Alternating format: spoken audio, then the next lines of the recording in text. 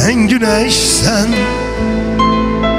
ama benim sabahlarımda doğmursan. Sen güneşsen ama benim sabahlarımda doğmursan. Geceleri kov yine bir ümit ver mənə. İhtiyacım var sana, son ümit ver mənə. Geceleri kov yine bir ümit ver mənə.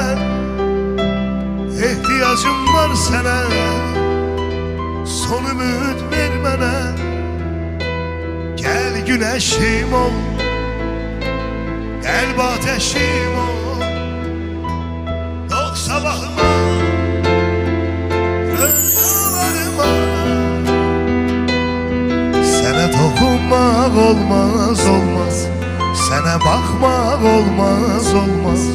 Səndən uzaq olmaz, olmaz. Sən güneşsən.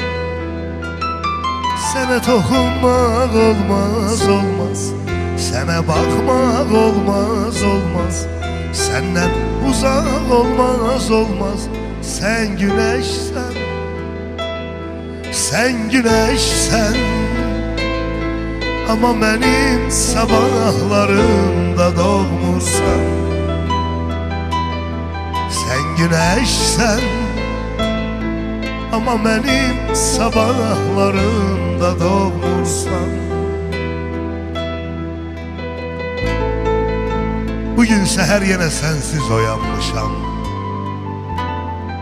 Bugün seher yine sensiz oyanmışam. Seninle bir gezdiğimiz yerlerde tek dayanmışam. Sahilinde durduğumuz denizler de çok değişip, doğmalar da ögeyleşip, əzizlər də çox değişib. Dostlar tamamen yad olub, tanışlar da çox değişib. Küləklər də vəhşiləşib, yağışlar da çox değişib.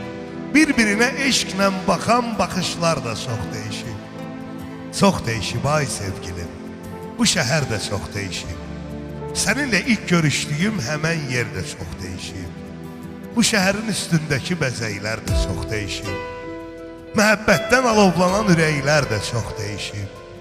Həqiqətə bənzər şirin yalanlar da çox değişib. Bir-birin yalandan sevən cavanlar da çox değişib. Bircə sənsiz darıxanda dinlədiyim musiqilər dəyişməyib. Bircə sənsiz darıxanda dinlədiyim